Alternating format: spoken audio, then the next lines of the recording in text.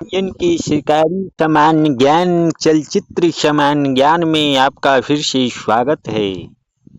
तो इस कक्षा में हम लोग देखेंगे असहयोग आंदोलन के बारे में।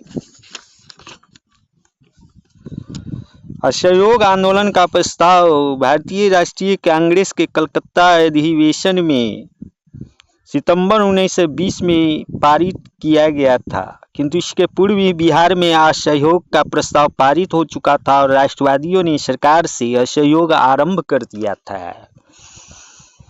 29 अगस्त 1918 को कांग्रेस ने अपने बंबई अधिवेशन में मॉन्टेग्यू चेम्सफोर्ड रिपोर्ट पर विचार किया, जिसकी अध्यक्षता बिहार में प्रसिद्ध बैरिस्टर हसन इमाम कर रहे थे।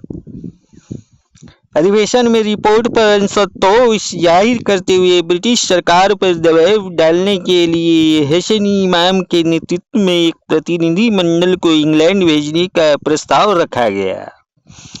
इस बीच क्रांतिकारियों के दमन के लिए ब्रिटिश सरकार द्वारा रॉलेट एक्ट के कुछ बंदों का इस्तेमाल शुरू कर दिया गया।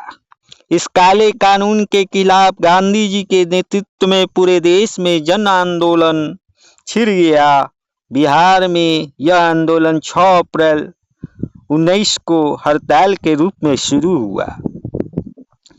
असहयोग आंदोलन के क्रम में डॉक्टर राजेंद्र प्रसाद, ब्रजकिशोर प्रसाद, मजरुल हक और मोहम्मद शफी जैसे अन्य नेताओं ने विधायिका के चुनाव से अपनी उम्मीदवारी वापस ले ली।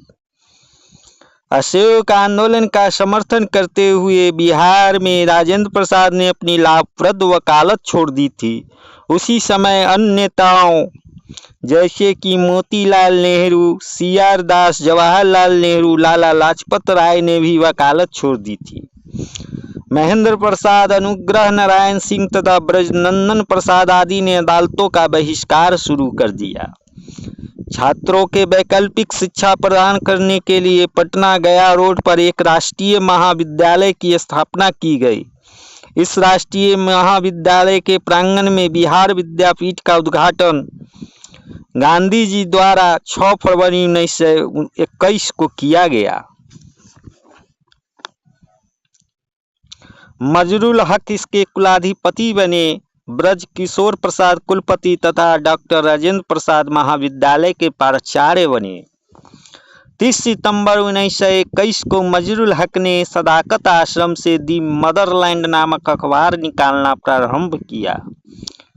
22 दिसंबर 1921 को ब्रिटेन के युवराज का पटना में आगमन हुआ और इसी दिन पूरे शहर में हड़ताल रखी गई।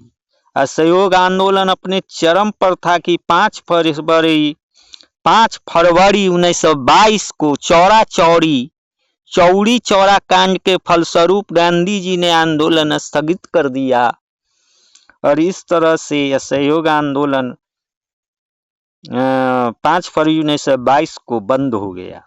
इसके बाद 10 मार्च 1922 को गांधी जी को गिरफ्तार कर लिया गया। इन घटनाओं का असर बिहार पर भी हुआ तथा असहयोग आंदोलन का प्रभाव समाप्त होने लगा। खिलाफत आंदोलन एवं असहयोग आंदोलनों ने बिहार में राजनीतिक चेतना जगाने में निर्णायक भूमिका निभाई थी। बिहार अब पूरी तरह राष्ट्रीय आंदोलन की मुख्य धारा से जुड़ गया था। इन आंदोलनों का सबसे व्यापक प्रभाव तत्कालीन मुजफ्फरपुर और शाहाबाद जिलों में देखा गया। आरा, गया, मुंगेर, गिरिडीह, रांची, किशनगंज और पूर्णिया के नगर भी इससे प्रभावित हुए तथा पटना इसका मुख्य केंद्र रहा। मुसलमानों में भी एक नई चेतना जगी। ब्रिटिश सरकार से असहयोग के क्रम में ही फुलवारी शरीफ में मौलाना सज्जाद द्वारा इमारत शरिया संस्था का गठन हुआ, जो अभी भी सक्रिय है। इसका कार्य क्षेत्र बिहार एवं उड़ीसा में था और इसके माध्यम से मुसलमानों द्वारा सभी धार्मिक और सामाजिक मामलों में सरकारी संस्थाओं के सहायता के बिना निर्णय लेने और इनका समाधान करने की व्यवस्था की गई थी।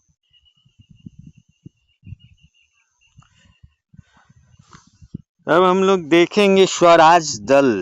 1922 में कांग्रेस का 38वां अधिवेशन बिहार के गया नगर में हुआ। इसके अध्यक्ष देशबंधु चित्तरंजन दास थे।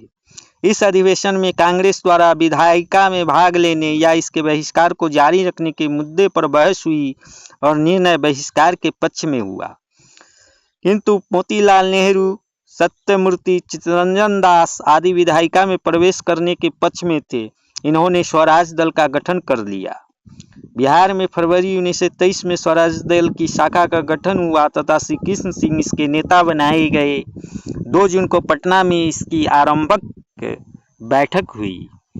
बिहार में स्वराज दल का विशेष प्रभाव नहीं पड़ा। स्वराज दल की बिहार में विफलता दिसंबर 1923 तक स्पष्ट हो चुकी थी तथा 1925 ईस्वी तक यह दल अप्रभावी हो गया।